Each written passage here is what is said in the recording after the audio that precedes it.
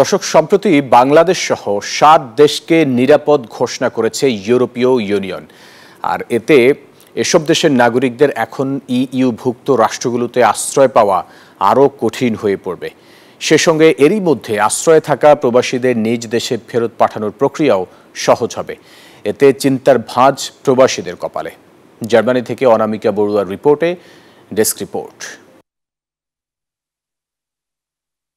Europe সহ বিশ্বের অনেক দেশেই অভিবাসন প্রত্যাশীরা নিরাপত্তার কারণ দেখিয়ে আশ্রয় প্রার্থনা করেন। এমনকি একটুখানি আশ্রয়ের খোঁজে মধ্যপ্রাচ্য, আফ্রিকা ও এশিয়ার কিছু দেশ থেকেও লাখো মানুষের স্রোত ইউরোপের দিকেই। এই স্রোতের ধাক্কা সামলাতে রীতিমতো হিমশিম খাচ্ছে ইউরোপীয় ইউনিয়নের দেশগুলো। বান্ডেল থাকলে প্রতি সেনমানিতে টাকা বাঁচবে। বিকাশ সেনমানি বান্ডেল কিনে জিতুন প্রতি লেনদেনে।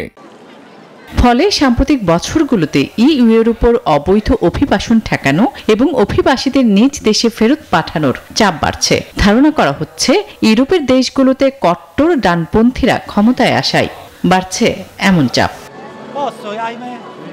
এই আবহেই বাংলাদেশ সহ 7টি দেশকে নিরাপদ হিসেবে চিহ্নিত করেছে ইউরোপীয় ইউনিয়ন। লক্ষ্য এসব দেশ থেকে ইউরোপে আশ্রয় প্রার্থীদের আবেদন দ্রুত নিষ্পত্তির। এতে বিশ্বব্যাপী যুদ্ধবিধ্বস্ত দেশের শরণার্থী ও রাজনৈতিক আশ্রয় প্রার্থী অভিবাসীদের জন্য ইউরোপের দুয়ার আরো কঠিন হয়ে উঠতে পারে। এতে উদ্বিগ্ন এসব দেশে বসবাসরত প্রবাসী বাংলাদেশিরাও। সিডিও এবং এফটি আসার পর আমরা যারা বিদেশি আছি আমাদের জন্য চরম অবস্থা নেমে আসবে।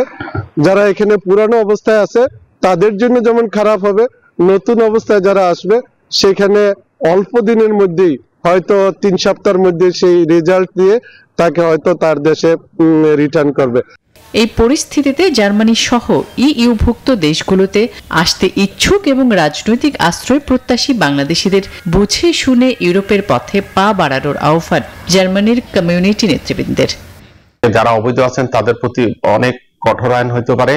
আমি পাশাপাশি বাংলাদেশি প্রবাসীদেরকে অনুরোধ করব, যারা এখানে আসতে চান আপনারা আশা করি যাচাই বাছাই করে কঠোর পরীক্ষা নিরীক্ষার মধ্যে আসুন, যাতে কোনো দালালের খপ্পরে না পড়েন।